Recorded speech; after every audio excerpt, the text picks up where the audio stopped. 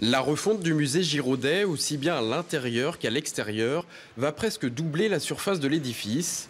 À l'avant, une verrière de 250 mètres carrés, à l'arrière, une extension sur 3 étages. Il y aura aussi la création de salles pour les expositions temporaires. Ça évite de fermer le musée quand on s'installe et ça nous permet de recevoir des collections importantes avec des conditions de conservation et de sécurité qui peuvent être adaptées aux prêts qui sont faits. Parce que les grands musées nationaux quand ils prêtent, et internationaux quand ils prêtent des œuvres, ils nous imposent certaines conditions.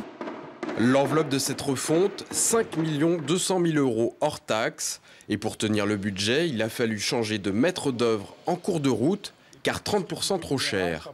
Alors le nouvel architecte a dû trouver des solutions. Il a écrit des cahiers des charges simplifiés qui ont permis aux entreprises de mieux comprendre ce qu'on leur demandait. Une entreprise, quand elle ne comprend pas très bien ce qu'on lui demande, elle dit bon, je n'ai pas bien compris, je mets 30% en plus. Et du coup, les prix montent. Quand elle a bien compris, elle va au plus près et elle prévoit exactement ce qu'on lui demande.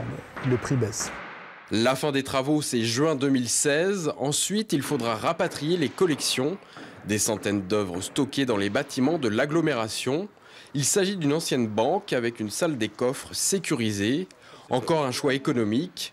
Un garde-meuble aurait coûté plus d'1 million d'euros.